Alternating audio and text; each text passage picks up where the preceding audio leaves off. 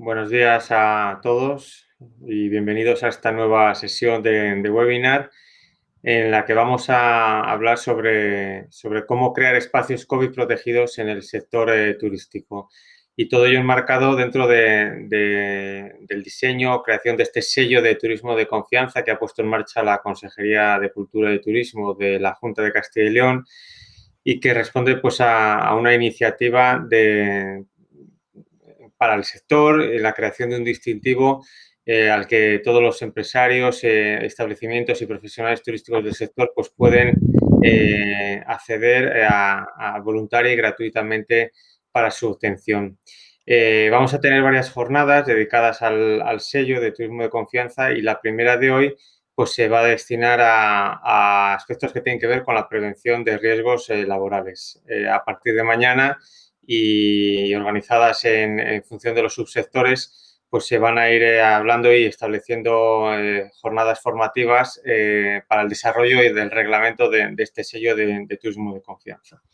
Pero hoy, como decimos, y enfocado a la prevención de riesgos laborales, vamos a tener con nosotros a tres personas de la Agencia de Salud ASPI Prevención que nos van a hablar sobre cómo crear espacios COVID protegidos en el sector turístico. Sin más, voy a dar la palabra a Inma Brugues, directora técnica nacional de ASPI Prevención, que va a ser la primera ponente de la sesión de hoy.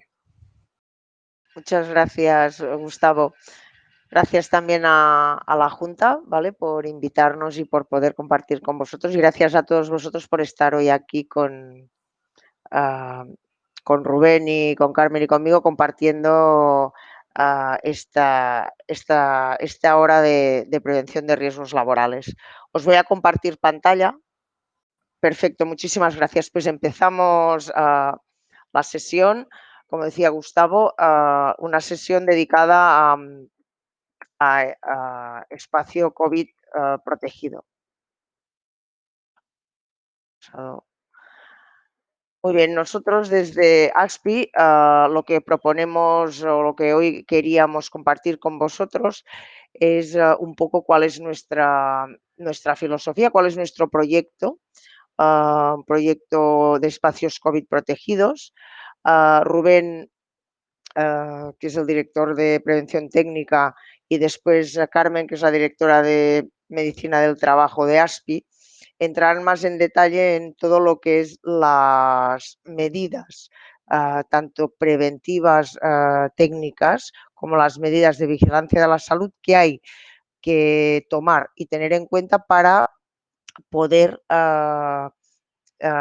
decir que tenemos un espacio COVID protegido. Veremos durante a lo largo de esta sesión que siempre hablamos de espacio COVID protegido, no hablamos nunca de free COVID, no hablamos nunca de medidas que van a asegurar que no habrá cero infectados, es decir, sabemos que los virus, es decir, es imposible y es engañoso explicar que vamos a tomar unas medidas que son infalibles contra esto, es decir, la prevención siempre lo que busca es minimizar al máximo las probabilidades de que eso ocurra. Y con eso empiezo pues a explicaros un poco cuál es el proyecto a nivel general. Desde el inicio de esta pandemia, en ASPI hemos estado pues acompañando a todas las empresas, clientes, ¿vale?, para poder reanudar en los casos en los que habían parado su actividad, en que pudieran trabajar en condiciones seguras en todos aquellos casos donde eran esenciales y tenían que estar abiertos, y siempre con esta mirada hacia el futuro en que un día esto terminaría y tendríamos que volver, ¿no? Y desde los servicios de prevención entendíamos que teníamos un papel clave, ¿no?, un papel clave para ayudar y para colaborar en toda esta crisis que todavía estamos saliendo, pero que todavía estamos viviendo. Y con esa voluntad con esta voluntad de intentar ayudar, hemos creado este proyecto que persigue 4 grandes objetivos.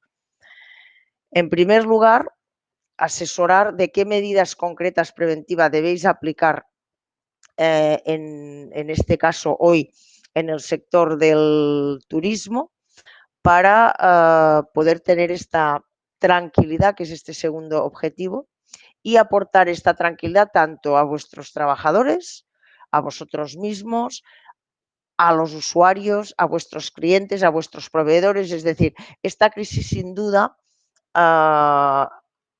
nos ha llevado un poco a este pánico, ¿no? Es decir, hay un antes y un después, ¿no? Decimos nosotros, del COVID hay medidas preventivas que han venido para quedarse, ¿no? Y hoy veremos que hay unos esenciales en el COVID que son muy sencillos, pero sí que son muy importantes que los tengamos identificados para poder combatir. Con lo cual, este segundo gran objetivo que tenemos es aportar tranquilidad, ¿vale? Para continuar trabajando. ¿Y para qué? Porque necesitamos una recuperación económica. Es decir, esta crisis sanitaria sin duda conlleva y ha conllevado una crisis económica, y desde la prevención, desde tomar todas estas medidas cuanto antes y de la forma más correcta, nos va a ayudar a tener o poder recuperar una actividad económica que necesitamos lo antes posible. Sin ir más lejos, conocemos ya, desgraciadamente a día de hoy, varios ejemplos de empresas donde ha habido infecciones y con los contactos estrechos han tenido, ¿no?, que cerrar o que confinar a muchos trabajadores con el problema, digamos, a nivel productivo, a nivel de servicio que eso ocupa. Con lo cual, desde la prevención, haciendo unas buenas medidas, tomando unas medidas adecuadas, podemos evitar todo este tipo de situaciones que realmente no ayudan, ¿no?, a la recuperación económica de nuestra empresa y del país y a nivel mundial. Y por último, en septiembre, ASPI reanudó su visión, misión y valores, y con digamos, en la línea de esta visión de trascender a la sociedad, de ir un poco más allá de lo que es el ámbito laboral, hemos querido también colaborar con la administración desde los servicios de prevención y desde ASPI para paliar, para que esta crisis lo antes posible termine y podamos reanudar nuestra vida y nuestra actividad económica de la forma aprendiendo y cogiendo las cosas buenas de la crisis, pero superando ya, digamos, este bache que está suponiendo la COVID-19. Y con estos 4 grandes objetivos montamos un proyecto que ¿a quién va dirigido? Va dirigido a cualquier empresa de cualquier sector. Hoy nos vamos a centrar en las medidas del sector del turismo, pero este proyecto no es un proyecto que es explícito para el turismo, porque las medidas preventivas lo único que hay que hacer es adaptarlas a cada sector, incluso a cada empresa de cada sector, con las peculiaridades de cada uno de los centros de trabajo, y por tanto es un proyecto que va y que está pensado y funciona para cualquier tipo de empresa, de cualquier tamaño y cualquier actividad, incluso para autónomos. ¿Y en qué consiste? Consiste en cómo se hace la prevención. Es decir, la prevención siempre empieza con un análisis. Un análisis que es la evaluación de riesgos. Esta es la actividad más importante, no porque las otras no tengan que hacerse, pero sí que la evaluación de riesgos es la actividad a partir de la cual pivota toda la prevención. ¿Por qué?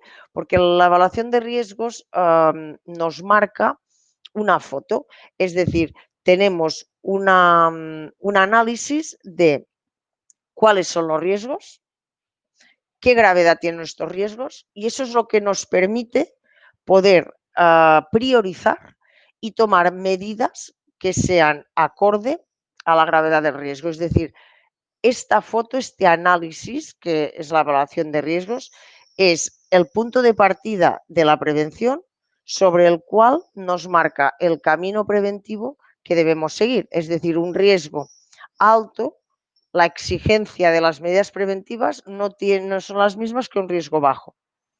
Es decir, nosotros, nuestra filosofía preventiva en prevención, lo más importante es tener esta foto para poder tomar medidas que sean sostenibles. Es decir, en ASPI tenemos dos grandes conceptos de prevención, que son prevención 360 y prevención sostenible.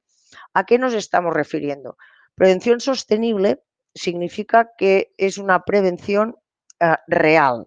Una prevención real es una prevención que se puede aplicar sin que eso vaya en contra de la producción o del trabajo que estamos haciendo. ¿Cómo se consigue? Se consigue sumando pequeñas medidas preventivas en muchos puntos. Es decir, para que pongamos un ejemplo, si tenemos un camarero, podemos simplemente ponerle unos equipos de protección individual que parezca un astronauta, ¿no? Lo digo así de broma, ¿no? Para que nos entendamos. Y con eso tenemos una protección con una sola medida preventiva, que son los equipos de protección individual, y tenemos que ir al máximo porque solo aplicamos una sola medida. Si en vez de aplicar una única medida, que es los EPIs, eso aplicamos varias medidas organizativas, protocolos, formación, vigilancia de la salud, pequeñas medidas, estos equipos de protección individual no tienen que ser equipos tan exigentes. ¿Qué conseguimos con esto? Es decir, poniendo a una persona con unos equipos de protección individual innecesarios porque no aplicamos otro tipo de medidas, lo único que estamos consiguiendo es que esta persona, su producción disminuya, porque estos equipos impiden que pueda tener un funcionamiento normal en su puesto de trabajo. Con lo cual, la prevención sostenible que desde ASPI aplicamos y intentamos trabajar es una prevención que es lo más difícil, es buscar las medidas justas, la suma de todas estas medidas para que estas personas estén seguras, pero que realmente esto de alguna forma ni se den cuenta que están haciendo prevención, que esté integrada en el puesto de trabajo. Y prevención 360, este es el concepto que acabo de explicar de sostenible. Y prevención 360, ¿por qué? Porque cualquier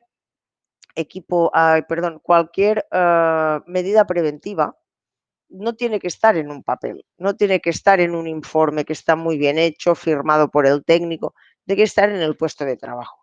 Con lo cual nosotros en ASPI siempre buscamos una verificación de que todas estas medidas que están en este informe realmente estén aplicadas, porque la prevención real, la que nos va a proteger, es la que existe, no la que está solo escrita, no la que está en un papel, sino la que hemos hecho un paso más y del papel la hemos implantado en el puesto de trabajo. Y con esta filosofía montamos el proyecto para espacios COVID protegidos, que cómo empieza con esta evaluación de riesgos, una evaluación de riesgos del COVID, imprescindible y obligatoria según el protocolo de los servicios de prevención que se publicó la semana pasada, el día 19. A partir de ahí, tenemos esta foto, tenemos 4 grandes bloques de actuaciones que combinadas nos van a dar esta prevención sostenible que os comentaba y que al final cerramos con una verificación para conseguir esta prevención 360. ¿Cuáles son estos 4 grandes bloques? Formación e información. Cualquier riesgo hay que informar a quien está sufriendo este riesgo. ¿Para qué? Porque desde ahí, desde esta formación y de esta información, vamos a conseguir minimizar los riesgos por conocimiento, es decir, muchos accidentes son por desconocimiento. Y además nos van a aportar tranquilidad, es decir, el hecho de estar formado, es decir, aporta tranquilidad a quien está trabajando. ¿Qué proponemos desde aquí? Es decir, curso de coronavirus. Es imprescindible que nuestros trabajadores tengan un curso sobre qué es el coronavirus, qué riesgos tiene, cómo es el canal de transmisión, cómo evitar infectarse y cuáles son las medidas principales para combatir o minimizar su infección. ¿Vale? Curso de trabajo a distancia. Curso de trabajo a distancia para todas aquellas personas que seguimos o que en teletrabajo, para todos los puestos de trabajo que podemos continuar y que con el COVID hemos estado teletrabajando y que en algunos casos seguirán teniendo paulatinamente unos días en teletrabajo. Sesiones de asesoramiento técnico y jurídico como la que estamos haciendo hoy. Y cartelería. Muy importante la cartelería, es decir, estas pautas claras con una imagen son muy importantes en los puntos baños, ascensores, en puntos de vestuarios, puntos sobre todo además que son puntos negros, ¿no? Donde hay más riesgo por las características de la zona. Esta cartelería la tenemos a disposición en la página web de forma gratuita para que nuestros clientes la puedan colgar en sus centros de trabajo y de esta forma, a la entrada de una sala de reuniones, a la entrada de un baño, tengas unas pautas muy sencillas con unas imágenes para que te recuerdan, ¿vale? Estos 4 grandes del COVID que necesitamos para intentar no contagiarnos. Con lo cual, evaluación de riesgos, imprescindible, formación e información de estos riesgos, concursos, imprescindible. Otro bloque imprescindible, protocolos. Vamos a hacer todo lo posible para que no haya ninguna infección, pero en prevención hay que tener previsto que en caso de infección, cómo hay que actuar. Con lo cual, el protocolo de infección es otro de los imprescindibles para protegernos del COVID. Es decir, hay que tener formada a la gente y informada de cuál es el procedimiento a seguir en caso de infección. Otro protocolo imprescindible, limpieza, desinfección y ventilación. Os decía que hay que saber cuáles son los 3 grandes patas, ¿no? Por donde podemos combatir el COVID. Es decir, hay 3 grandes medidas preventivas sobre las cuales pivota el resto de medidas. Estas medidas son ventilación, higiene de manos y distanciamiento social. Es decir, si garantizamos este distanciamiento, si además tenemos una buena limpieza de manos, porque sabemos que el COVID se transmite a través de las mucosas, con lo cual las manos, tocarse digamos, los ojos, tocar algo, es decir, es un gran transmisor, con lo cual limpieza, higiene de manos y ventilación. Es el tercer gran bloque para evitar y para minimizar el riesgo de COVID. Con lo cual, tendremos que tener un protocolo de limpieza que nos garantice la desinfección de las superficies y de las zonas donde haya riesgo y habrá que revisar las ventilaciones, es decir, para garantizar que todo este aire y este ambiente que se puede cargar con esta carga viral vaya circulando y, por tanto, también habrá que revisar estos protocolos de ventilación. Con lo cual, siguiente protocolo, limpieza, desinfección y ventilación. Y gestión de residuos, es decir, el COVID nos ha aportado unos equipos, mascarillas, guantes, es decir, una cantidad de residuos de equipos de protección individual que no teníamos antes del COVID. Y habrá que diseñar tenemos un cartel, tenemos un protocolo de residuos muy sencillo y muy gráfico para que la gente tenga muy claro cómo tiene que hacerlo, pero habrá que gestionar bien este tipo de residuos de forma correcta para que no sean un foco de contaminación en nuestros centros de trabajo. Con lo cual, evaluación de riesgos, formación, protocolos, medidas preventivas. A partir de esta evaluación de riesgos, como os decía, partimos de unas medidas correctoras que serán más o menos exigentes en función de si es un riesgo alto, bajo o medio. ¿Qué medidas? Estas medidas preventivas que luego Rubén os va a explicar con más detalle y os va a poner ejemplos concretos de medidas para vuestro sector, para el sector del turismo.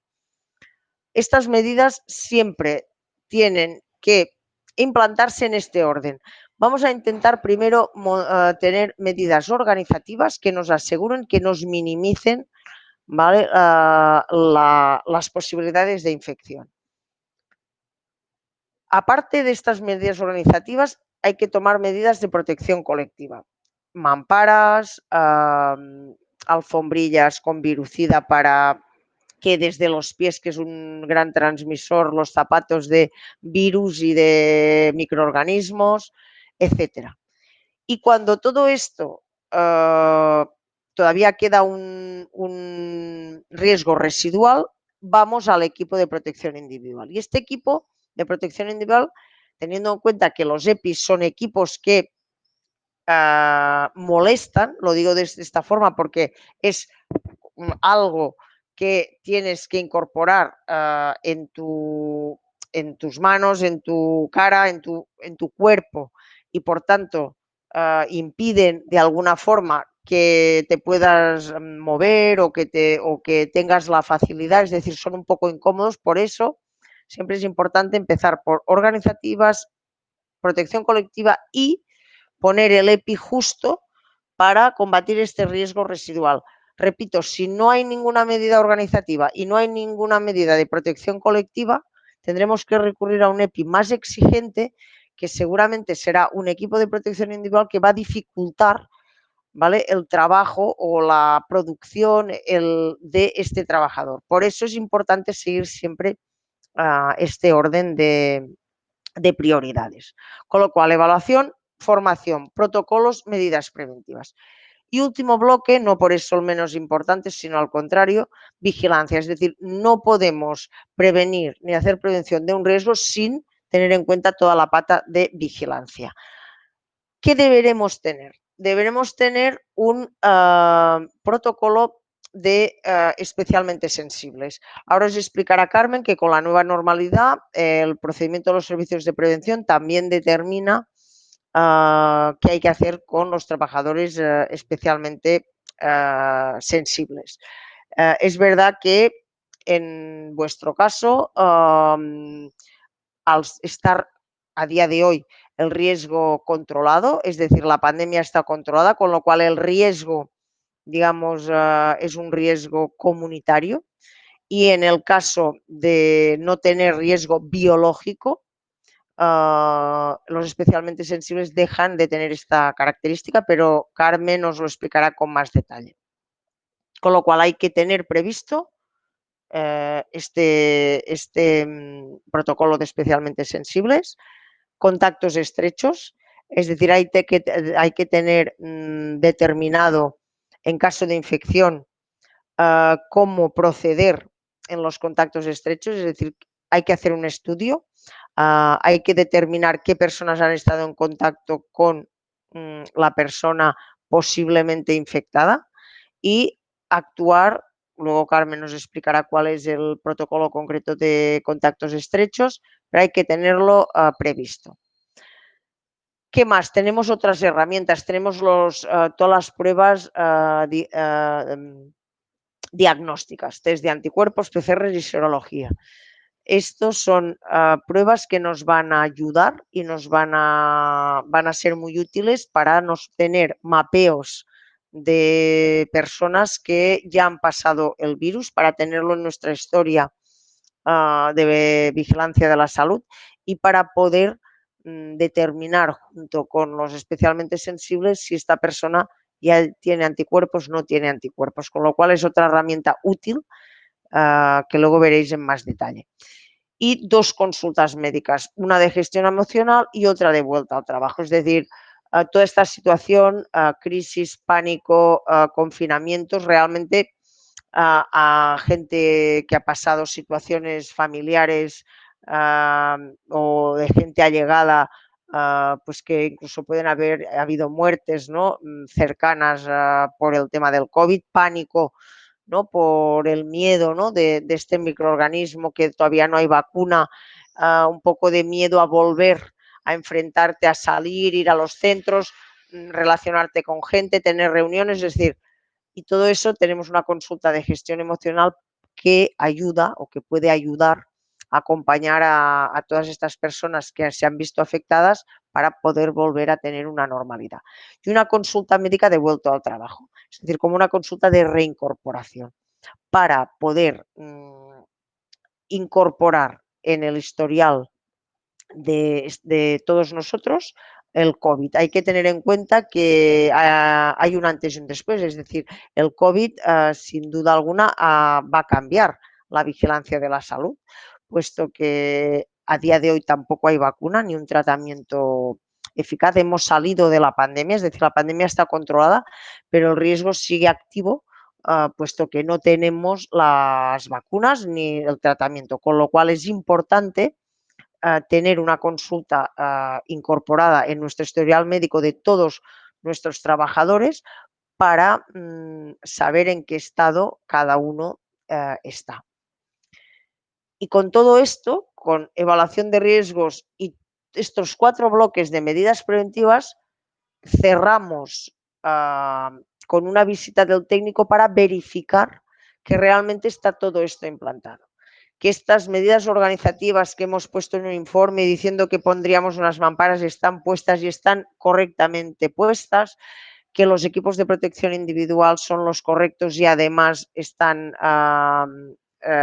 siendo usados por nuestros trabajadores, que tenemos los protocolos activos y el personal está informado de estos protocolos, que tenemos activa la vigilancia de la salud y que además nuestra gente está formada. Y con esa verificación, con esta visita al centro de trabajo para verificar que realmente el espacio y los protocolos están implantados y efectivos, tenemos un sello de COVID espacio protegido, proponemos una marca simplemente para que demuestra que este centro de trabajo cumple con todas estas medidas o con todas estas actividades que anteriormente os he explicado. ¿Vale? Y hasta aquí es digamos, el enmarque de cuál es nuestro proyecto y cuáles son las medidas que proponemos en general para poder garantizar que este espacio está protegido y para poder minimizar al máximo los contagios en nuestros centros de trabajo. Y con eso os agradezco la atención y os dejo con Rubén, que os va a explicar con más detalle la parte de las medidas concretas a implantar en los centros de trabajo y en vuestro sector en concreto. Gracias. Muchas gracias a Gustavo, muchas gracias a la Junta de Castilla y León por invitarnos a este evento. Y os comento que después de la presentación que nos ha hecho Inma, el objetivo que yo tengo ahora mismo es presentaros ya medidas preventivas concretas y específicas donde vais a poder ver en vuestros sectores de actividad, en el sector turístico, cómo vais a poder implantar estas medidas preventivas. Vale, entonces comentaros que, como nos comentaba Inma, hay una serie de medidas preventivas que podemos implantar. La primera de ellas la englobaba Inma dentro de las medidas organizativas. Las medidas organizativas, sobre todo en vuestro sector de actividad, va a estar relacionado con el control de los aforos, que es tan importante dentro del sector turístico para intentar controlar la pandemia. Entonces, con respecto al control de aforos, la Junta de Castilla y León el pasado fin de semana reguló y legisló los aforos máximos que se permitían en los locales y establecimientos turísticos.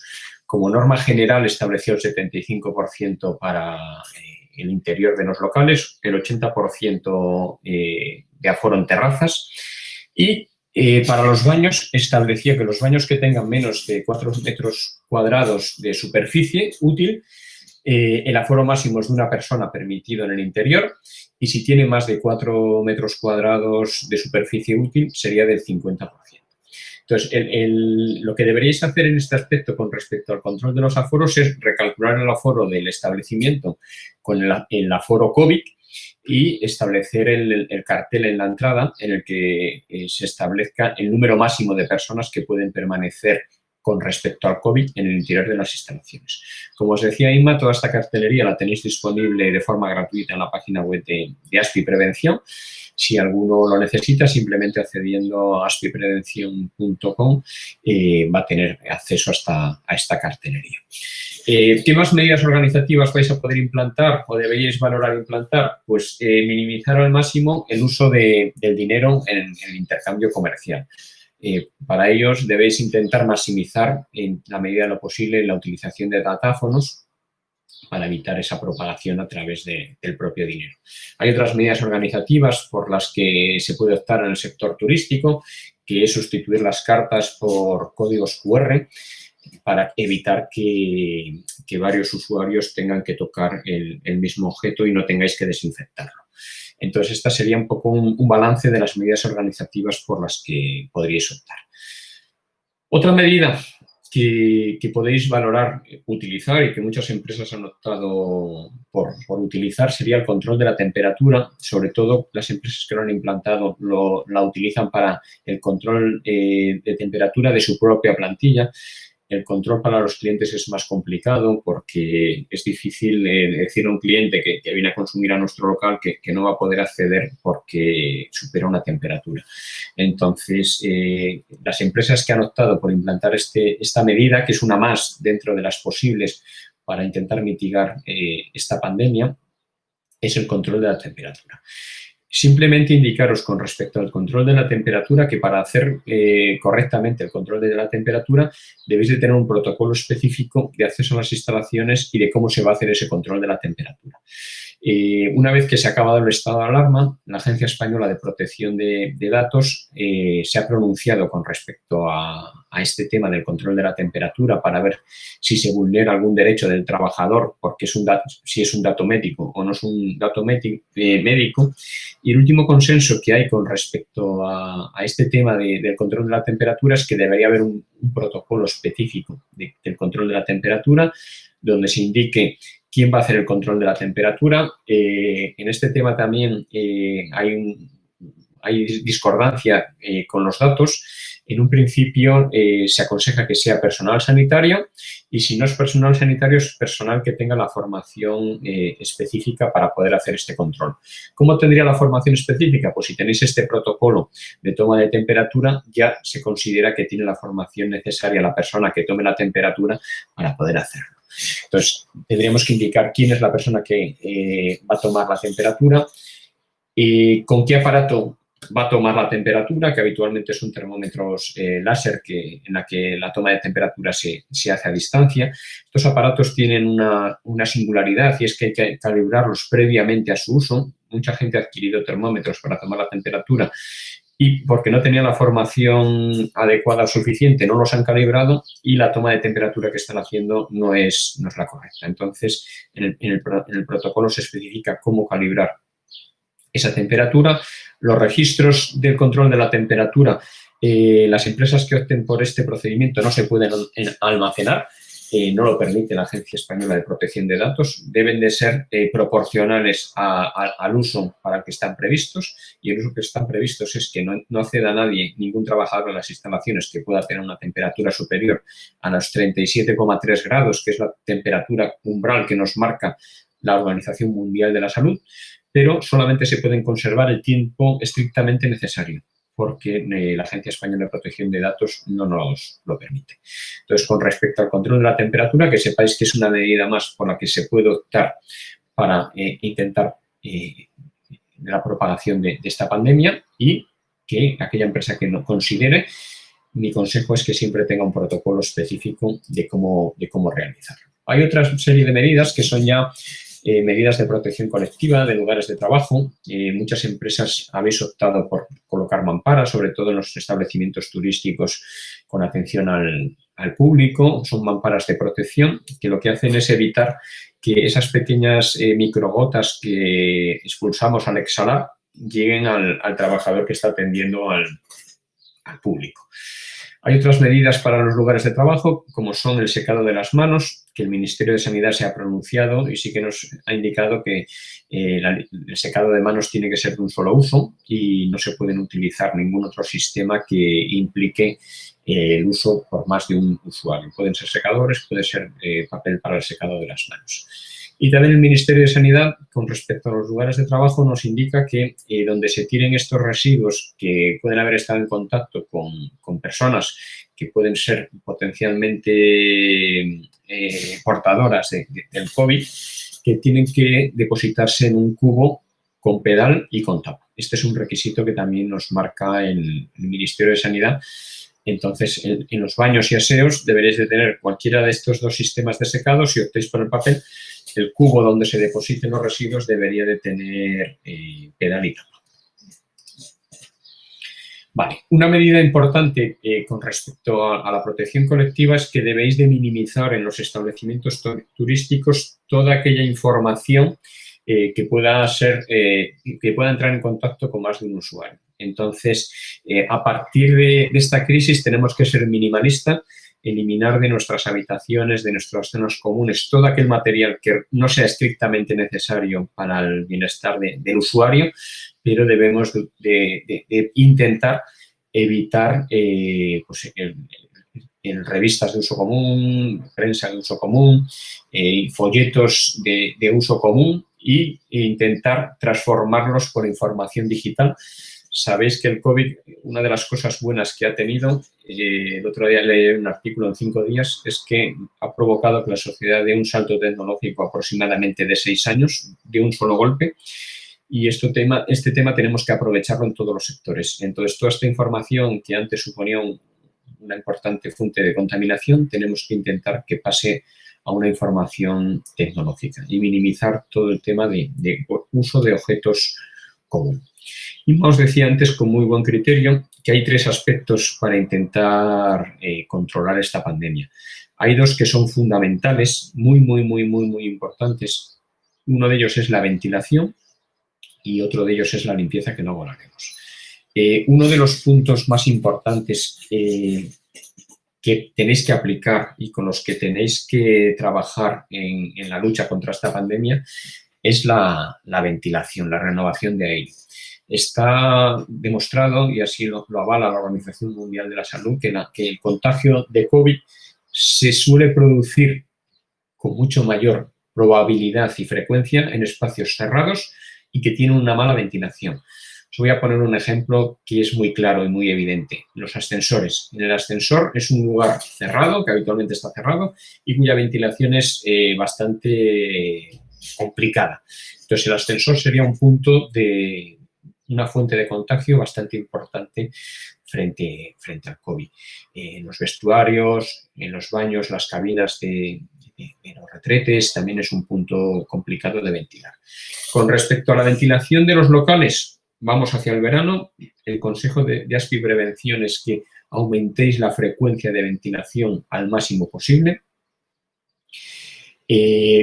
Os aconsejamos también que tengáis un protocolo específico de cómo ventilar las instalaciones. ¿Por qué un protocolo específico? Porque tenéis que regular cómo se va a hacer la ventilación general. Por norma general, los locales turísticos los estáis renovando 30 metros cúbicos por trabajador, usuario y hora.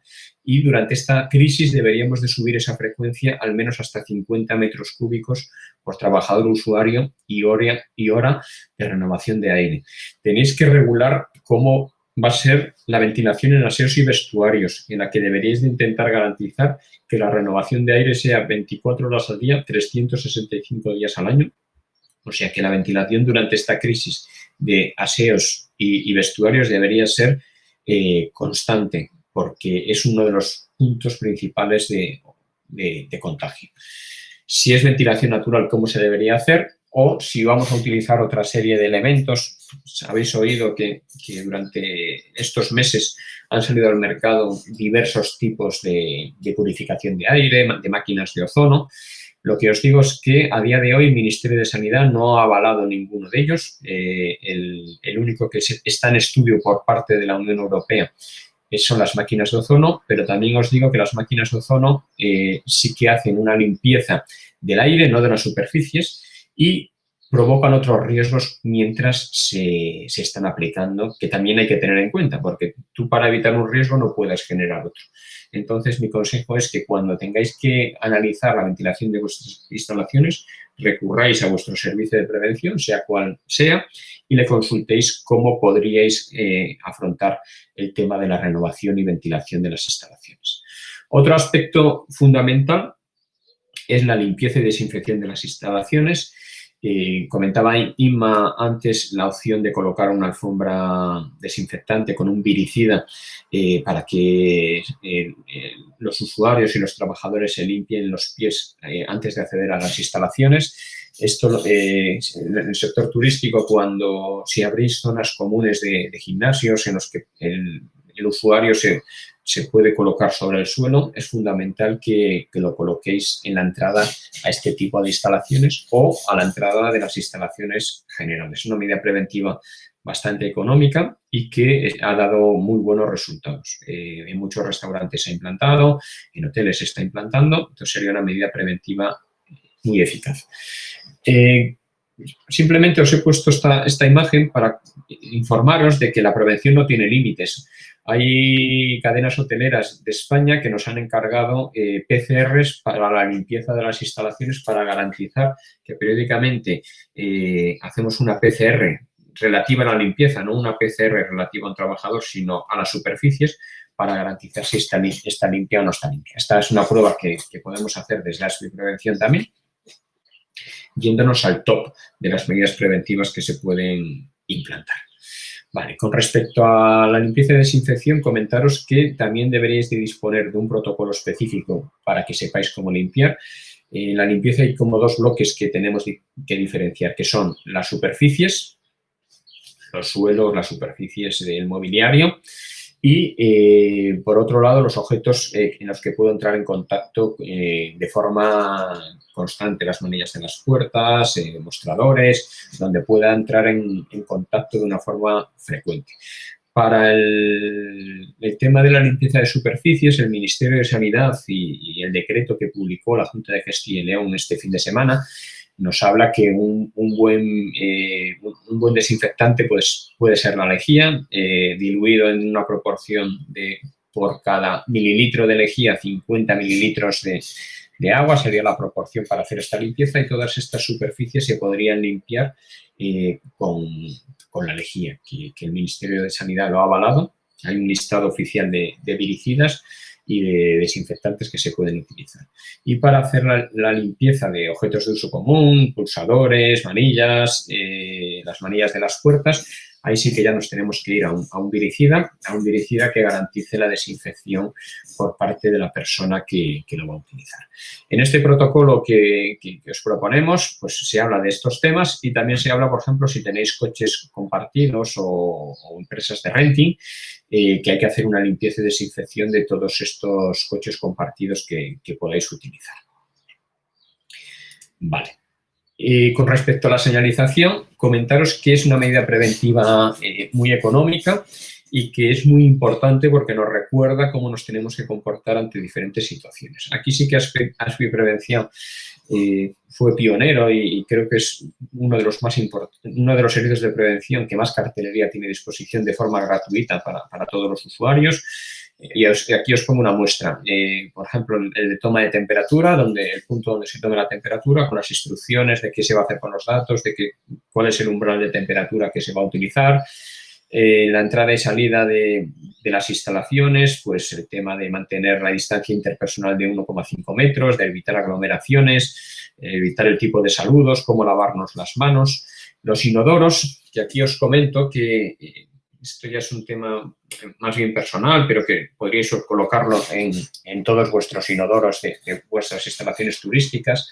Hay un tema y es que parece ser que los expertos de la Organización Mundial de la Salud nos indican que una posible propagación del virus puede ser a través del inodoro, en concreto a través de las heces, que podría ser un foco de contagio. Entonces, cuando nosotros utilizamos el inodoro, antes de descargar la cisterna deberíamos bajar la tapa, porque al descargar la cisterna se generan unas corrientes en el interior del inodoro que lo que hacen es propagar el virus en caso de que la persona que no haya utilizado el baño esté infectada. Entonces, es una buena práctica, además de ventilar las cabinas de los baños donde los estemos utilizando. Siempre bajar la tapa. Este cartel es gratuito, podríais colocarlo y sería una buena práctica. Cómo utilizar los equipos de protección, el uso del ascensor, en caso de que en vuestros establecimientos turísticos tengáis un ascensor. Desde ASPI lo que proponemos es que se evite su uso y además está en concordancia con los hábitos saludables que deberíamos de seguir todo el mundo, de hacer ejercicio, y subir y bajar escaleras es un buen ejercicio, no solamente para el COVID, sino fuera también del COVID.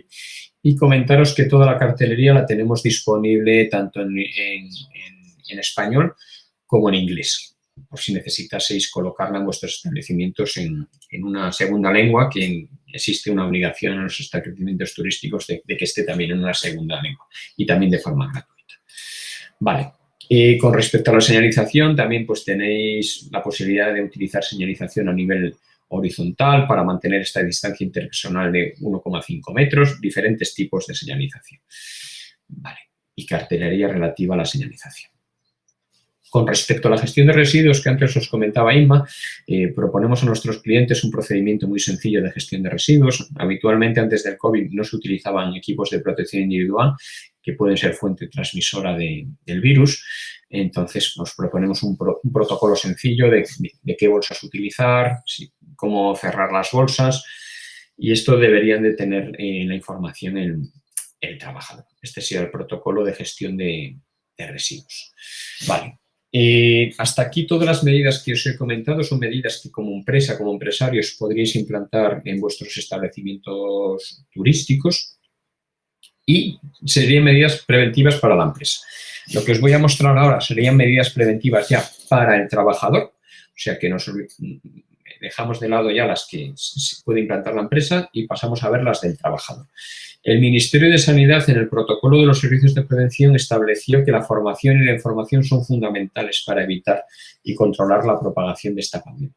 Entonces, desde ASPI Prevención lo que hicimos fue elaborar un curso específico de protección frente al coronavirus, y es un curso específico por sector de actividad. En concreto, ahora mismo tenemos 11 cursos diferentes. Lo hicimos específicos porque los riesgos de la hostelería, del sector turístico, no tienen nada que ver con el riesgo de un odontólogo o el riesgo de una industria o de un colegio.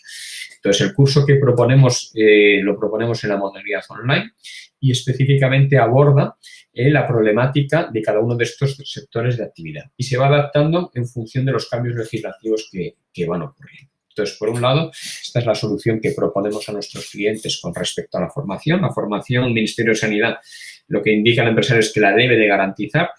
Por tanto, si la debe garantizar, sería obligatorio que todos sus trabajadores estuviesen formados frente a este nuevo riesgo. Y luego, lo que propone el Ministerio es la información.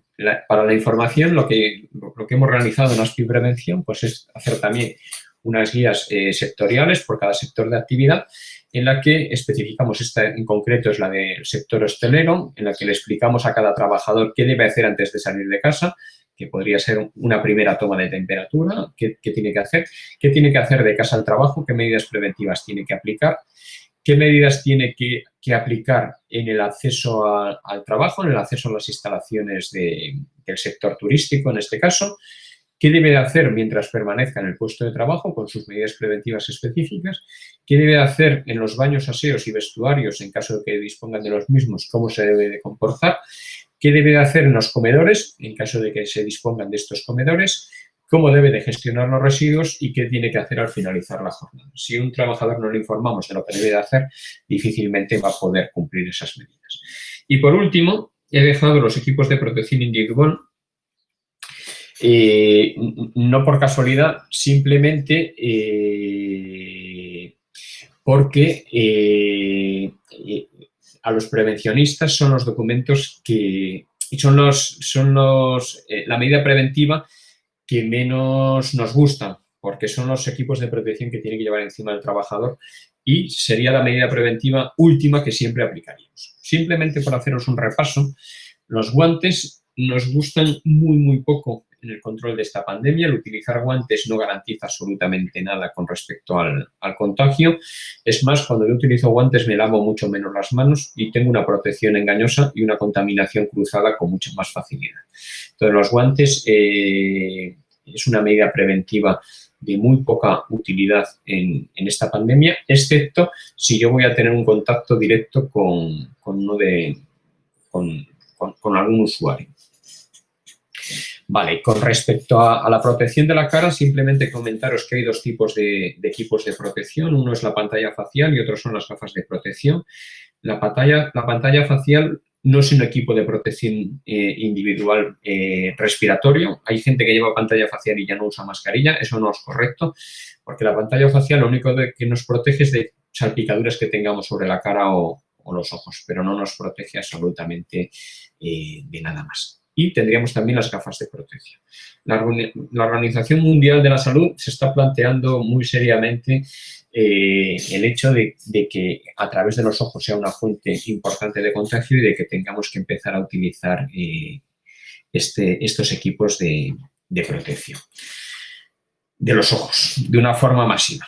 Y después tenemos la protección respiratoria, que en la protección respiratoria simplemente os recuerdo, que me imagino que habréis oído hablar mucho de esta materia durante estos meses, pero yo os voy a explicar claramente la diferencia que hay entre un tipo de mascarilla y otra, para qué sirven y las precauciones que tenéis que tomar.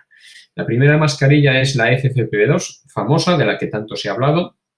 La mascarilla FFP2 es la mascarilla que se utiliza en Europa para protegernos frente al virus y tiene un problema, y es que del 100% de la producción europea de este tipo de mascarilla, el 85% se está reservando para los centros hospitalarios y el otro 15% se está reservando para la industria, el sector industrial que siempre utilizó esta mascarilla y los grandes fabricantes no han querido desabastecer a sus compradores habituales de este equipo de protección individual.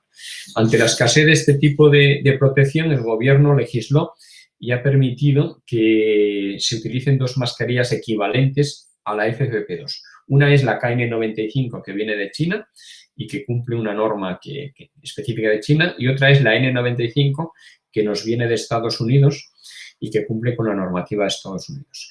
N95 hay muy pocas que se comercialicen en España porque los americanos no sueltan su producto porque la necesitan ahora mismo y la pandemia es una de las zonas donde más crítica está ahora mismo en todo el continente americano.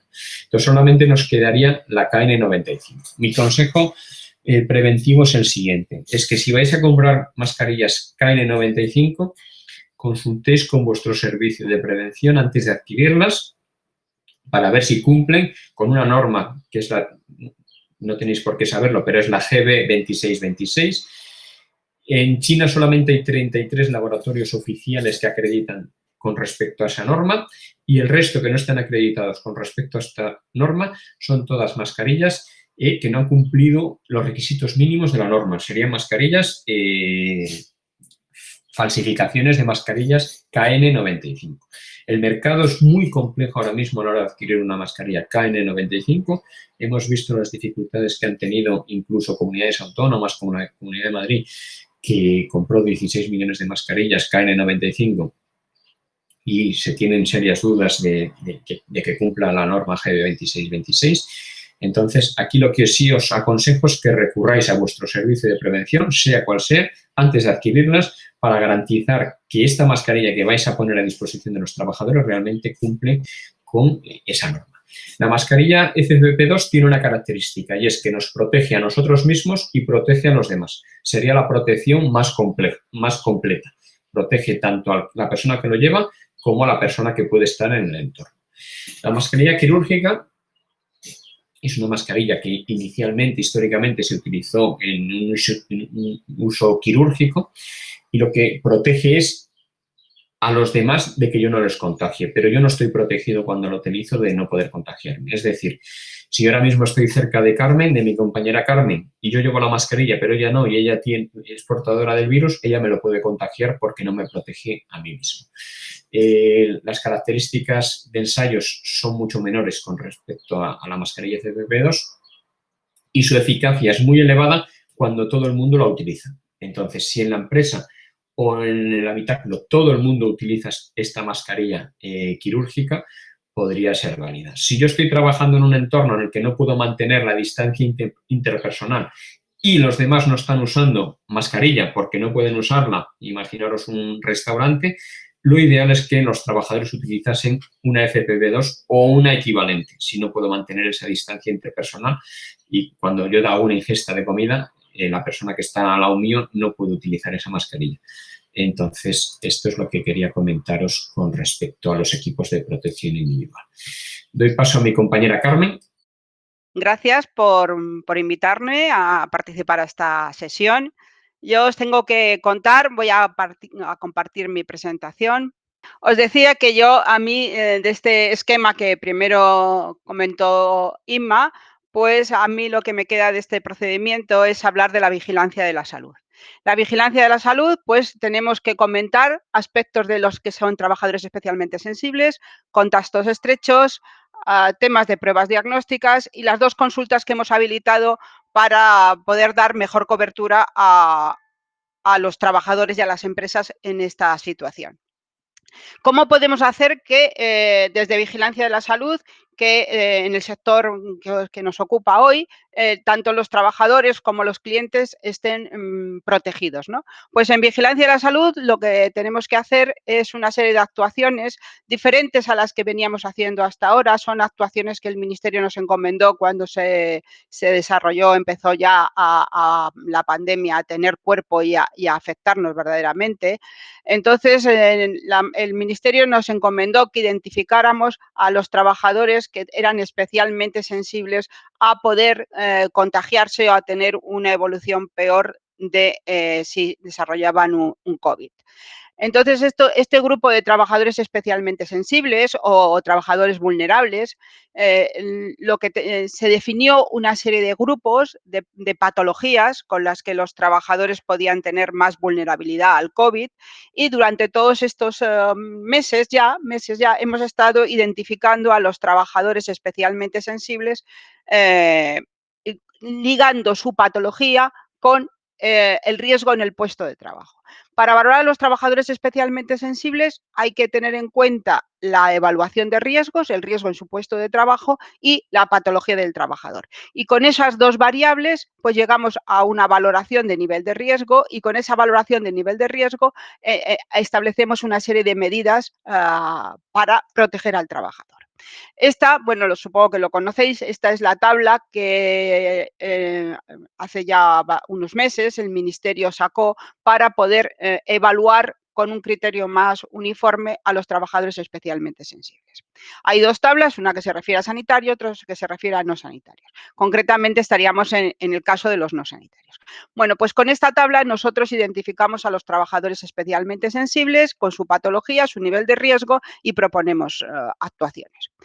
Con el fin del estado de alarma, el INS ha establecido que, ya que todas las empresas han tenido que tener sus medidas de prevención adecuadas, sus medidas organizativas, la mayoría de los trabajadores estarían en un nivel de riesgo NR1.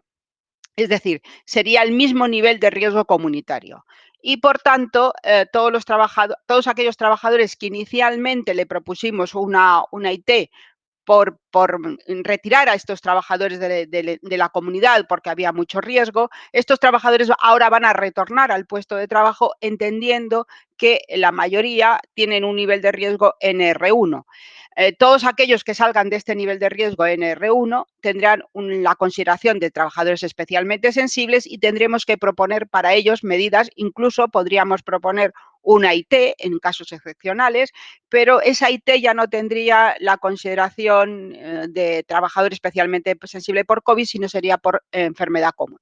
En el ámbito vuestro, yo entiendo que la mayoría de los trabajadores estaría en un nivel NR1, es decir, el mismo nivel de riesgo que tiene la comunidad. Y en este nivel de riesgo NR1, los trabajadores especialmente sensibles no requieren de ninguna actuación de protección diferente al resto de los trabajadores y pueden incorporarse a trabajar. Esta es, en lo que se refiere a los trabajadores especialmente sensibles, la novedad que se ha producido a raíz de el fin del estado de alarma, ¿no? Si vosotros tenéis ahora la posibilidad de seguir identificando a los trabajadores especialmente sensibles, estamos hablando siempre de nivel NR1, esto nos lo da la evaluación de riesgos. Claro, nosotros siempre necesitamos para todas nuestras actuaciones arrancar de la evaluación de riesgos. Como decía Inma, la evaluación de riesgos es el punto de partida de todas las actuaciones. Pues si vuestros trabajadores están en el nivel de riesgo NR1, realmente podíais identificar los casos, los trabajadores especialmente sensibles, pero no se va a derivar de esta identificación ninguna actuación ni adaptación de puesto de trabajo ni situación de IT. Aquellos dos trabajadores que no tengan este nivel de riesgo, pues sí podéis identificarlos y propondremos medidas adaptativas para el puesto de trabajo con la finalidad de reducir el riesgo de estos trabajadores. Los trabajadores especialmente sensibles es el punto que ahora está más en boga por el hecho de la finalización del estado de alarma y las diferencias que esto ha producido. Pero también no tenemos que olvidar nunca que la otra función fundamental que nos han encomendado es el estudio de contactos, ¿no? El estudio de contactos, cuando se produce un caso en un puesto de trabajo, pues hay que hacer el estudio de contactos para saber si ese caso fuente ha contagiado en el entorno laboral a los trabajadores. Vosotros podéis tener un sujeto fuente que puede ser un cliente o puede ser el sujeto fuente puede ser un trabajador. En cualquier caso, el sujeto primero estará como caso sospechoso hasta que no se confirme con una PCR y luego estará en caso confirmado. La PCR es la prueba diagnóstica que nos va a dar la valoración del caso, si es confirmado o sospechoso. En el caso de procesos que ya han evolucionado, también se podrían utilizar unas pruebas serológicas y con una IgM positiva y una clínica compatible podríamos estar hablando de un caso confirmado. ¿Qué tenemos que hacer cuando tenemos un caso confirmado? Pues cuando tenemos que hacer un caso confirmado tenemos que hacer el estudio de contactos estrechos. El estudio de contactos estrechos ya sabéis que se establece que son aquellas personas que han estado durante más de 15 minutos a menos de 2 metros de distancia. Esto se mantiene, los 2 metros se mantienen en el procedimiento último de la revisión última del día 19 del protocolo de los servicios de prevención, mantienen como distancia mínima para el estudio de contactos 2 metros, que es una distancia mayor de la que tenemos como distancia social, que es 1,5 metros. Esto lo tenemos que tener en cuenta a la hora de valorar los contactos estrechos. Pues es esa persona que ha estado a menos de 2 metros de distancia durante más de 15 minutos con el sujeto sospechoso, con el sujeto confirmado. En el protocolo hacen una especial mención a los viajeros, ¿no? Los viajeros que han viajado en avión o en transportes terrestres de largo recorrido, que hay que tener en cuenta en el estudio de contactos estrechos las personas que han estado sentadas en dos asientos alrededor de esta persona. Y la tripulación, en el caso de los aviones o de los trenes, la tripulación que ha estado en contacto con el sujeto fuente. Los estudios de contactos hay que hacerlos teniendo en cuenta los contactos de estas personas 2 días antes de haber presentado la sintomatología. Entonces, las personas que han presentado sintomatología, tenemos que pensar en sus contactos estrechos hasta 2 días antes de haber presentado esa sintomatología. Una vez que tenemos identificado a los contactos estrechos, pues estos contactos estrechos se supone que son inicialmente asintomáticos. Entonces, estas personas lo que tenemos que hacer es hacerle en el momento que sea procedente una PCR. La PCR es conveniente dejar pasar 1 o 2 días para hacerla porque tarda tiempo en positivizarte, tarda 24, 48 horas, incluso 72 en hacerse positiva, y entonces tendríamos un trabajador asintomático con una PCR positiva, por ejemplo. Pues entonces tenemos que esa persona, pese a que no presente síntomas, tenemos que retirarla del puesto de trabajo y tenemos que mantenerla aislada al menos durante 10 días. Si en esos 10 días no ha presentado sintomatología, podríamos reanudar su actividad laboral, siempre y cuando permanezca asintomática. Los contactos estrechos que desarrollen síntomas ya se consideran casos confirmados, y luego los trabajadores también podemos hacer, en lugar de una PCR, una serología, o sea, una determinación de anticuerpos en sangre, y de esta manera también podemos reincorporar antes a estos contactos estrechos que no presenten sintomatología. Las pruebas diagnósticas sirven tanto como para estudiar contactos estrechos, como hemos estado viendo ahora, o como también para hacer estudios poblacionales. Hay empresas que están haciendo tanto test rápidos como serologías, como incluso PCRs, para incorporar a los trabajadores en el puesto de trabajo. Esto es una fotografía del momento en que estos trabajadores se incorporan al puesto de trabajo, porque el hecho de tener una serología hoy o un test rápido hoy no quiere decir que lo vayamos a prolongar en el tiempo. Significa que cuando nos incorporamos al puesto de trabajo estamos en esa situación. Si no se produce ningún evento, ningún contacto estrecho, pues se supone que mantenemos la misma situación de falta de infección o ausencia de infección frente al virus, ¿no? Las pruebas, bueno, yo creo que a estas alturas todo el mundo sabe perfectamente lo que es un test, lo que es una serología, lo que es una IgA, lo que es una IgM, lo que es una IgG. Las inmunoglobulinas han pasado a ser una conversación habitual ahora mismo, pero bueno, por recordar, los test rápidos son determinación de inmunoglobulinas en sangre capilar, y las serologías son determinación de esas mismas inmunoglobulinas, pero tomando una muestra de sangre venosa, y se hace en un laboratorio. Las pruebas serológicas tienen un mayor grado de precisión, pero los test rápidos empleados para estudios de screening, estudios poblacionales, se han demostrado muy útiles porque los test rápidos que tienen un buen nivel de sensibilidad y especificidad, pues sus resultados son muy parecidos a los que conseguimos con las serologías. Una vez que tenemos estudiado nuestra población, pues sabemos qué población se incorpora al puesto de trabajo sin presentar en este momento infección, ¿no? Las pruebas serológicas y los test rápidos lo que nos están permitiendo es detectar casos asintomáticos. Las empresas que están incorporando a los trabajadores de teletrabajo o abriendo sus empresas, pues lo están utilizando, y es verdad que aunque se detectan un porcentaje bajo, afortunadamente, de asintomáticos, es verdad que estamos detectando casos asintomáticos, y estamos detectando, y esos casos asintomáticos, de no haberle hecho estas pruebas, pues hubieran incorporado al puesto de trabajo y hubieran sido una fuente de contacto dentro del entorno laboral.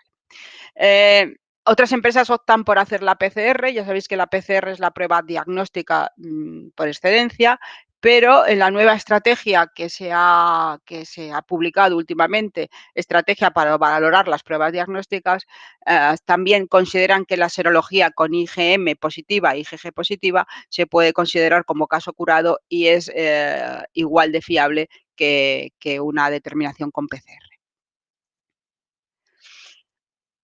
Bueno, os he puesto este cuadro un poco porque para si alguno tiene interés, que sepa que en el protocolo del Ministerio, en el protocolo de los servicios de prevención, hay un cuadro esquemático que define muy bien o identifica muy bien cuáles son las diferentes posibilidades y las actuaciones y la interpretación que tenemos que tener de los resultados de las pruebas serológicas y de los test rápidos.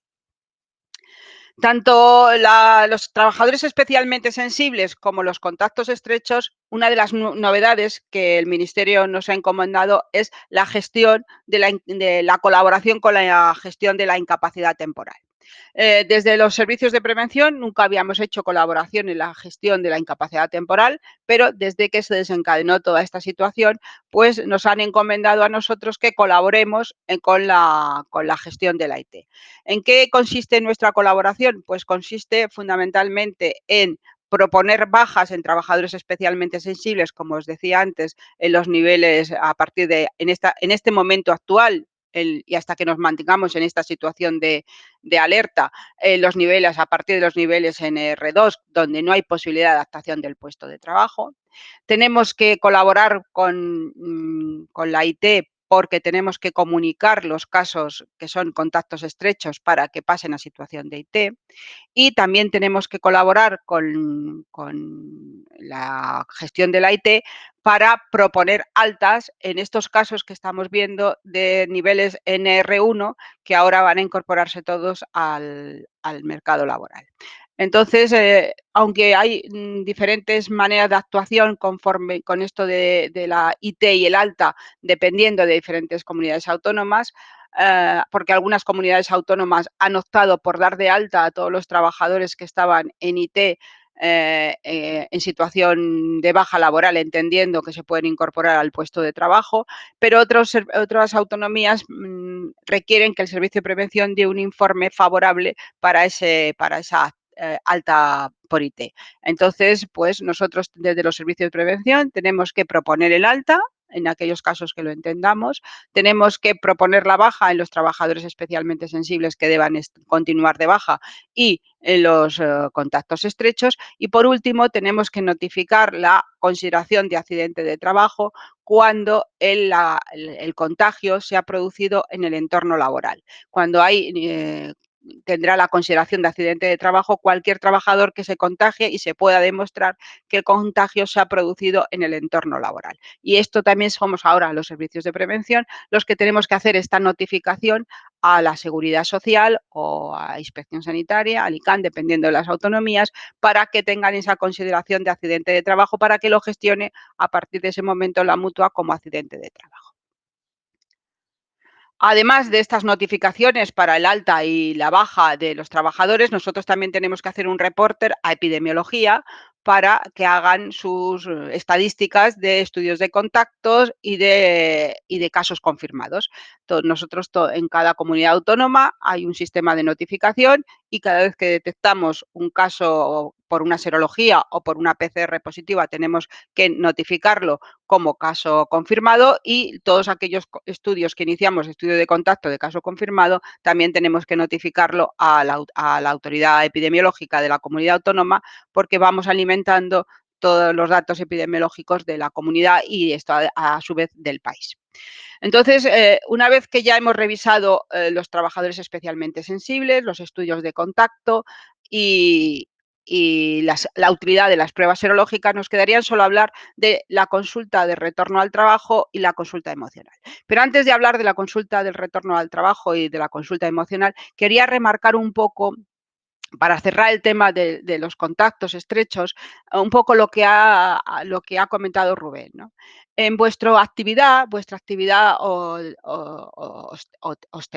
de hostelería y donde tenéis a personas alojadas en instalaciones vuestras durante tiempo, en los hoteles, habitaciones donde vais a recibir a personas que en principio son personas sanas, pero que podrían ser personas asintomáticas que pueden tener un cierto grado de contagiosidad o personas que se ponen malas incluso en vuestras instalaciones, es muy importante que tengáis muy bien protocolizado la forma de actuar ante un caso de infección que se produce en vuestro entorno laboral y el estudio de contacto. Y muy importante es tener muy interiorizados los trabajadores las medidas de prevención y de protección que tienen que utilizar para atender a estas personas durante su estancia en el restaurante, durante su estancia en el hotel. Porque tanto la limpieza de las habitaciones, sobre todo me gustaría remarcar más el tema de las limpiezas de las habitaciones. La limpieza de las habitaciones puede ser un foco de contagio porque la habitación, el aire acondicionado puede haber un buen reciclado de aire, pero es un tiempo donde las personas han estado horas, muchas horas, han dormido durante toda la noche y ahí puede haber una concentración de virus en el ambiente. La enfermedad se transmite por vía aérea fundamentalmente, pero las tareas de limpieza desprenden también, pasan al aire partículas virales que pueden estar en superficie. Y la estancia durante horas sin mascarilla, claro, una persona no está en la habitación con mascarilla, las partículas se dispersan completamente en el aire. La limpieza de una habitación siempre debe ir precedida por una buena ventilación. Buena ventilación que permita que el aire se recicle en la habitación y cuando los trabajadores entran a limpiar, ese aire esté lo más renovado posible, porque en ese aire sí puede haber bastante concentración de partículas virales.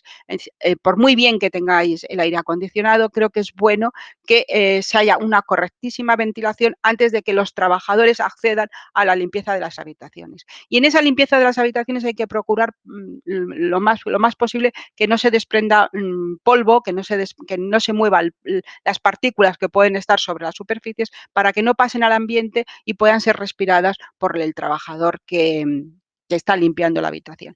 Siendo muy estrictos en el cumplimiento de las medidas de prevención y de protección en las tareas de limpieza y de atención a los clientes, cuando se produzca un contacto con un sujeto sospechoso o con un sujeto confirmado, vais a tener muchísima más tranquilidad que si ese punto no lo tenéis atado.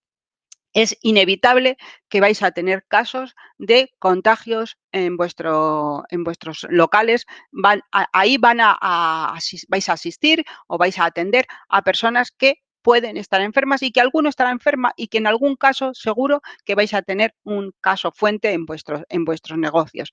Entonces, lo importante es que cuando se produzca esta situación tengáis la tranquilidad de que habéis cumplido muy estrictamente todos los protocolos para que la posibilidad del contacto estrecho sea muy reducida, porque eso es lo que va a dar tranquilidad a vuestros trabajadores y a vuestros clientes. Esa posibilidad de, aunque se produzca el contacto, la enfermedad es inevitable, se va a producir, vais a tener clientes con COVID alojados en vuestros hoteles y atendiéndolos en vuestros restaurantes y en vuestros bares. Lo vais a tener, es inevitable.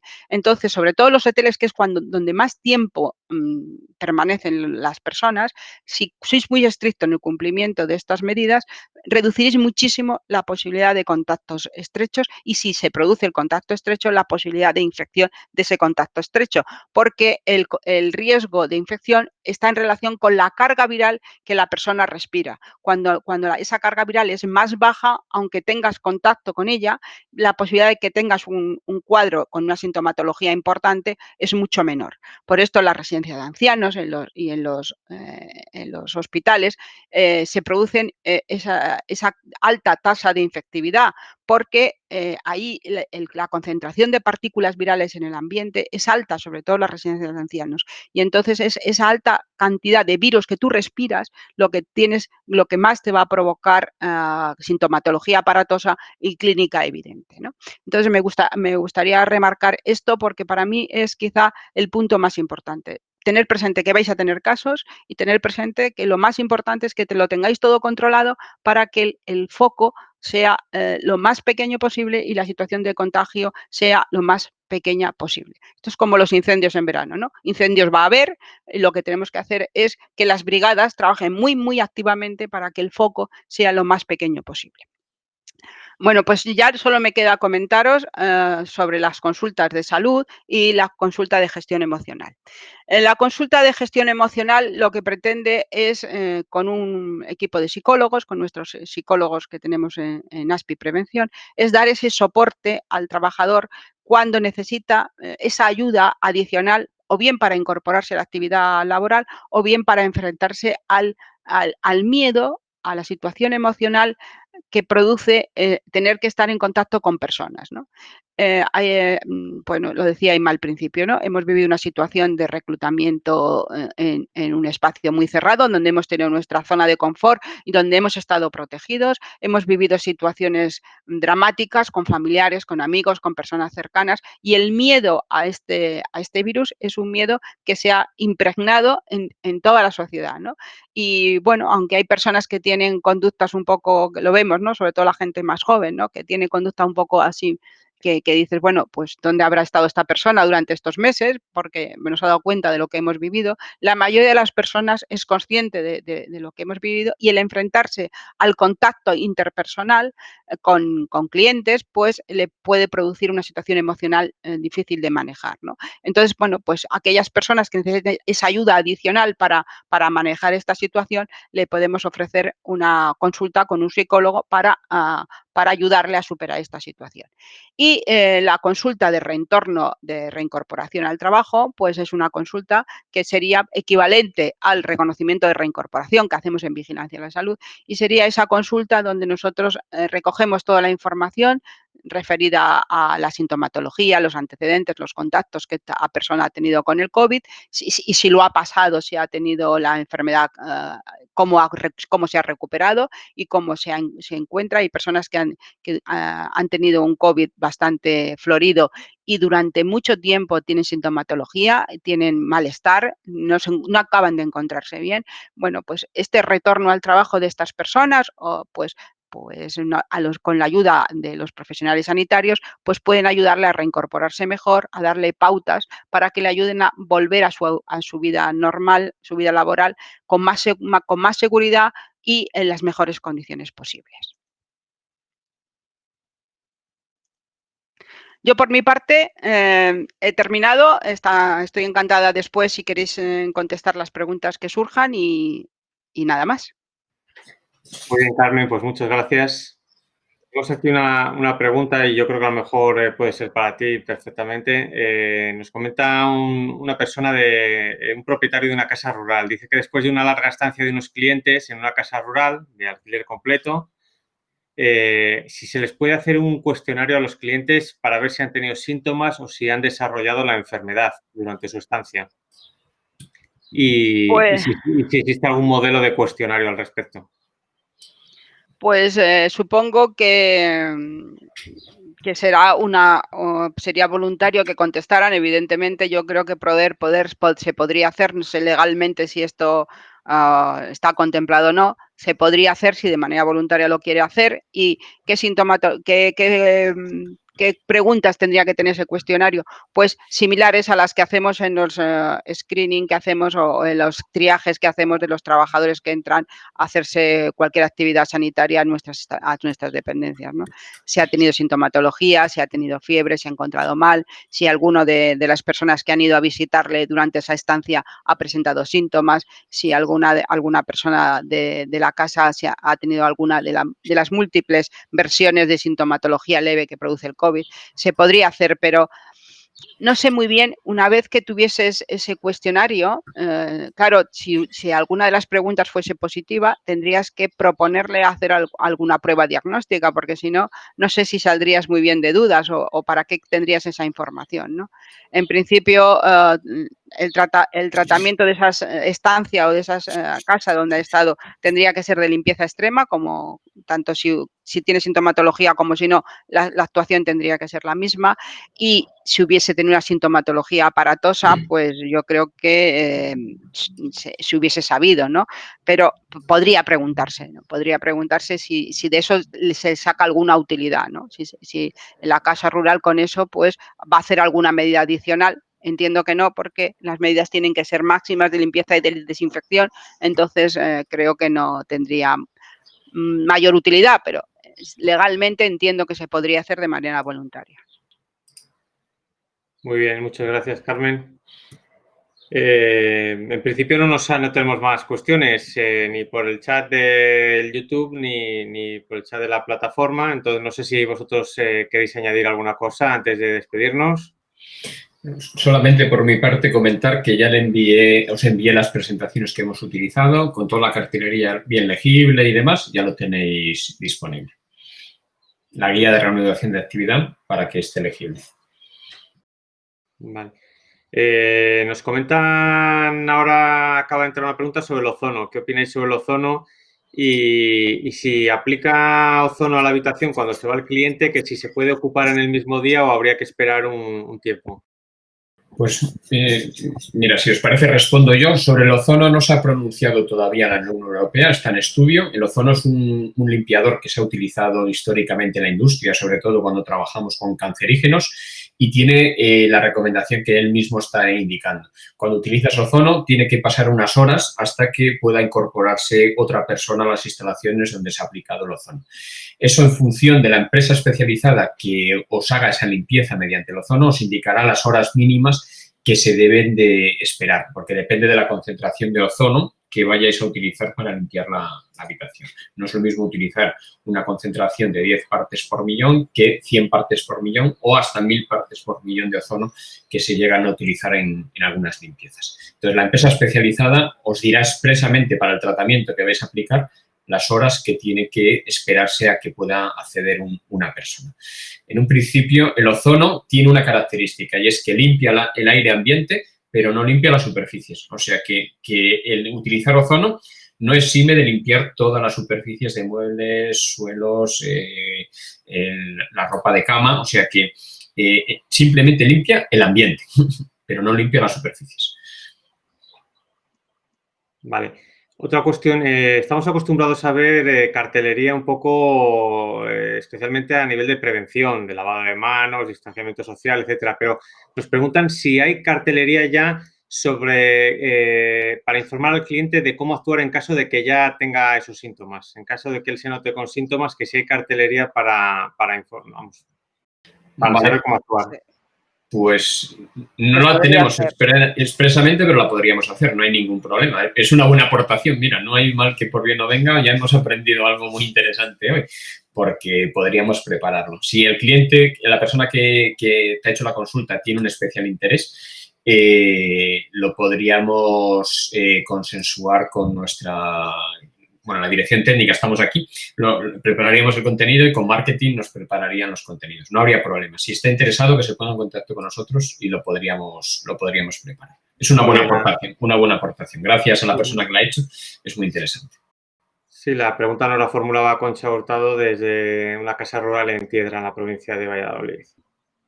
Una pregunta sobre limpieza de cortinas, colchas, todo tipo de lencería y en las casas, en los hoteles. ¿Qué productos se pueden aplicar? Pues el lavado propio que tengan esos productos y lo que aconseja el Ministerio de Sanidad, 60 grados de temperatura. Es lo que nos está marcando. Lavado en lavadora sí se puede lavar y a 60 grados de temperatura es la instrucción que nos ha marcado, el criterio que nos ha establecido desde el Ministerio de Sanidad. Muy bien.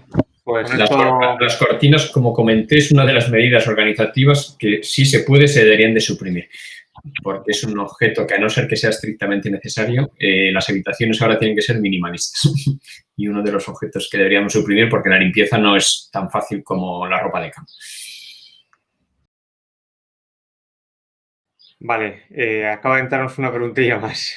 Para plantillas de más de 25 trabajadores, ¿la incorporación progresiva sería conveniente hacer PCR previos? Y si es así, ¿con qué frecuencia sería conveniente repetirlos? Contesto yo, ¿no? O tú, Inma, como quieras. No, está bien, contesta Carmen. Bueno, la indicación de hacer PCRs no va en relación al número de trabajadores. Podría ser hay empresas que tienen 500 trabajadores y le están haciendo PCRs y la PCR no va en función del número de trabajadores, ¿no?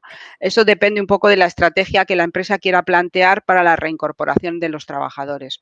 Si quieren tener una seguridad absoluta de que los trabajadores entran sin sintomatología y sin una infección activa, aunque sea asintomática, pues se le hace un cuestionario y se le hace la PCR. Y en ese momento, pues tú incorporas a tus trabajadores con una seguridad absoluta de que en ese momento no tienen infección. Eso ya depende un poco de la estrategia que la empresa quiera plantear, ¿no? También puede hacer serologías o puede hacer test rápidos. Estas son las 3 herramientas para incorporarse, pero ahí tienen que tener claro que esa es la fotografía inicial de cuando la persona se incorpora, ¿no? Después ya no tienes garantía que a los 3, 4 o 5 días esa persona pueda haber tenido un contacto y pueda estar infectada. Pero si la estrategia de la empresa es nosotros vamos a incorporar a todos con la certeza de que ninguno está enfermo, pues esa sería la la prueba a realizar. ¿Con qué frecuencia se puede hacer esta prueba para tener la certeza de que no vas a tener ningún caso? Pues, hombre, la PCR se positiviza, como he dicho antes, a las 48, 72 horas del contacto. Teóricamente, para ser súper estrictos, tendrías que hacerlo siempre, cada ese periodo de tiempo, ¿no? Cada 48, 72 horas tendrías que hacer una PCR. Esto es exagerado, ¿no? Donde las empresas o las actividades donde están haciendo más PCRs con mayor frecuencia las están haciendo una vez a la semana y son situaciones muy, muy especiales, ¿no? De situaciones muy especiales que tienen que tener la certeza absoluta de que los trabajadores no se han contagiado, ¿no? Y entonces las están haciendo una frecuencia de 7 días, ¿no? Pero bueno, también depende un poco del riesgo que suponga para la empresa la posibilidad de un contacto. Yo creo que lo que hay que tener claro es que va a haber contagios, va a haber personas enfermas en el entorno laboral, va a haberlas, y lo que tenemos que hacer es evitar que esa persona enferma contagie al resto. Que se detecte pronto y contagie al resto, porque haber personas enfermas no lo vamos a poder evitar por muchas pruebas que hagamos. Si hacemos pruebas, por supuesto, detectaremos más, ¿no? Que si no hacemos ninguna, es evidente, ¿no? Pero siempre tener presente que lo más importante son las medidas de prevención y de protección porque se va a producir el caso. Muy bien, nos llega una nueva pregunta sobre el uso de mascarillas en entornos al aire libre. En concreto, si estamos realizando una actividad de turismo activo, como puede ser el piragüismo, y en la embarcación van 2 personas a menos de 1,5 metros, ¿necesitarían llevar mascarilla? No sé, ¿contestas tú, Rubén? Contestas tú, Rubén, yo que con lo que digo. A ver, hay un tema, y es que el propio Ministerio para actividades deportivas, para correr, no lo necesita. Aquí entraríamos ya en un límite. Si las personas que van en la piragua son convivientes en el mismo domicilio o no, o sea, que si son de la misma familia no sería necesario porque en su vida cotidiana no lo tiene. Y tendríamos que entrar si se considera deporte o no, porque para los corredores tú puedes salir a correr y no es necesario el uso de mascarillas. Está en un límite. La pregunta que nos hace está en un límite. El consejo es que si no son convivientes, que utilicen la mascarilla los dos, al menos la quirúrgica, que tampoco ofrece tanta resistencia a la hora de poder respirar. Pero al menos desde su actividad debería de proponer. Luego, si ya el uso por parte de las personas consideran que no, pero sí por lo menos fomentarlo, porque es uno de los criterios que nos marca el Ministerio. Al menos sí fomentarlo. Sí, cuando se hace ejercicio se respira con más potencia, ¿eh? Entonces se proyectan más partículas virales, hay que tenerlo en cuenta, ¿no? Y el que está detrás, pues le va proyectando todo el que está delante. Es verdad que se lo proyecta en la espalda, no en la cara, pero puede haber un riesgo, y es verdad que en el aire libre se dispersa mucho más, ¿no? Sobre todo si hay viento, pues el riesgo es mínimo, ¿no? Pero es así, ¿no? El deporte, cuando una persona hace ejercicio, respira con mucha más potencia, ¿no? Mueve más aire, y con ese aire va moviendo las partículas. Muy bien. ¿Las pruebas serológicas son concluyentes para determinar si los trabajadores son inmunes? Las pruebas serológicas son concluyentes para determinar si los trabajadores son inmunes, sí. Dependiendo en el momento. Una persona no tiene inmunidad al día siguiente de contagiarse. Las inmunoglobulinas se empiezan a detectar transcurrido unos días del inicio de la infección. De tal manera que tú puedes tener una IgM positiva, que es la primera que se positiviza a los 7, 10 días de ya estar infectado, y la IgG tarda unos días más, ¿no? Entonces, si ya han transcurrido suficientes días desde el inicio de la enfermedad, las serologías son concluyentes, porque si tienes una IgG positiva, quiere decir que tú te has infectado y has desarrollado inmunidad, porque es una IgG específica para ese virus. Si no has estado en contacto con el virus y no te has inmunizado, no has desarrollado la inmunidad, por tanto, es concluyente.